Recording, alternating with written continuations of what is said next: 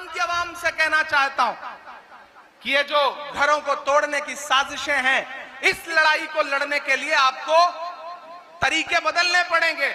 RTI है, right to information है आपके पास, राइट टू एजुकेशन है आपके पास, राइट टू फूड है। यूपीए 2 ने दिया है आपको ये हथियार, इन हथियारों का इस्तेमाल करिए। अगर कहीं आपके इर्द गिर्द ऐसा कुछ हो रहा है, हम लोग इस लड़ाई को लेकर के, अभी जो मध्य प्रदेश में हुआ है, उस लड़ाई को लेकर के सुप्रीम कोर्ट जा रहे हैं। जुल्म की रात से नहीं डरते, सख्त हालात से नहीं डरते, तुमको तारीख ये बता देगी,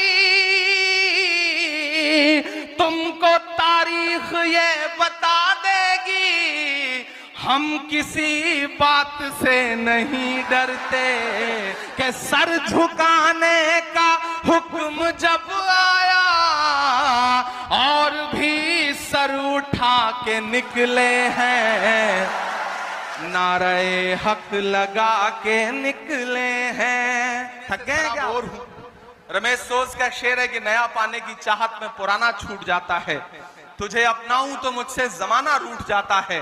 मोहब्बत पढ़ने लिखने में बहुत आसान है, लेकिन मोहब्बत को निभाने में पसीना छूट जाता है।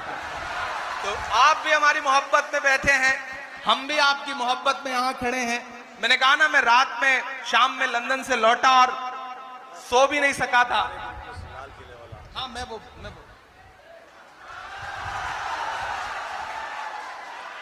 गाजीपुर का आदमी भी, उसे सारे हुनर आते हैं। वो एक माला पहनाने आता है, माइक पर खड़े आदमी को लगता है कि माला पहनाने आया है, लेकिन नहीं, वो एक नज्म की फरमाइश लेके आते हैं, माला पहनाते हैं और कहते हैं माला हमने पहनाई है, अब इसके एवज में आपको एक नज्म पढ़नी पड़ेगी। ये गाजीपुर ही कर सकता है साहब। यहाँ का आदमी अपने आप में कमाल है। वो मैं एक दिन दिल्ली रेलवे स्टेशन में ट्रेन से उतरा, मेरे साथ मेरे एक दोस्त थे गाजीपुर के, वो खालिद अमीर साहब नहीं थे, दूसरे कोई थे। जब मैं उतरा तो बाहर भिखारी घूम रहा था, वो दौड़ करके आया, उसने कहा साहब 5 दिन से कुछ खाया नहीं है, खाने के लिए दे दीजिए। तो जो हमारे साथी थे उन्होंने अपनी जेब से 500 का नोट निकाला और उस भिखारी से कहा कि तुम्हारे पास फुटकर है, चेंज है? तो उसने कहा साहब है। उसने अपनी जेब से तुरंत 400 रुपए के 100 के 4 नोट निकाले, बोले साहब चेंज है?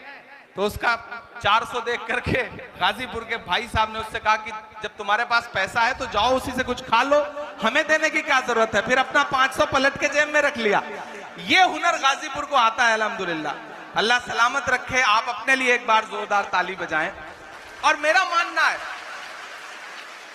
देखिए मैं हमेशा इस बात को मानता हूं कि ये जो 4 फीट ऊंचा स्टेज है ना, इस पे बैठे हुए लोग ज्यादा मोतबर नहीं है। वो जो सामने नीचे 4 फीट बैठे लोग हैं, ये ज्यादा मोतबर लोग। देखिए अपनी तारीफ सुन के आदमी कैसे ताली बजाता है। मैं बताता हूं क्यों है। मेरा मानना है किसी भी प्रोग्राम में जिस तरह तराजू होती है तो उसके 2 पलड़े होते हैं ना, तो यहां भी 2 है। एक ये स्टेज है और ये एक सामने ऑडियंस है, लोग हैं, अवाम है। लेकिन मेरा हमेशा मानना है कि तराजू का वही पलड़ा नीचे होता है जिसमें वजन ज्यादा होता है। आप ज्यादा वजनदार लोग, आप ज्यादा समझदार लोग हैं। आप पिछले 5 घंटे से 4 घंटे से पसीने में, गर्मी में, परेशानी में बैठे हैं, लेकिन मैं आपकी मोहब्बत को सलाम करूंगा। और मैं बहुत दिन बाद किसी स्कूल के प्रोग्राम में आया हूं, वरना हर शाम किसी मुशायरे में रात के 12 बजे 11 बजे पहुंचना, मुशायरे सुनाना और वापस चले जाना, या फिर किसी पॉलिटिकल प्रोग्राम में पहुंचना तो तकरीर करना और वापस चले जाना। लेकिन बहुत दिनों बाद एक ऐसी महफिल सजी है जिसमें मुझे बच्चों से मिलने का मौका मिल रहा है, उनकी तकरीरें या उनकी नज़में सुनने का मौका मिल रहा है। और जिन दोनों बच्चों ने मेरी नज़में सुनाई मदरसे की और लाल किला की, मैं उन दोनों बच्चों को मुबारकबाद दूंगा कि आप बहुत अच्छा पढ़ रहे थे। और एक बात यहां मौजूद हर तलबा से, हर स्टूडेंट से कहना चाहता हूं, अगर इमरान प्रतापगढ़ी जैसा कोई आदमी इस देश की पार्लियामेंट में पहुंच सकता है तो यहां मौजूद कोई भी बच्चा देश की पार्लियामेंट में पहुंच सकता है।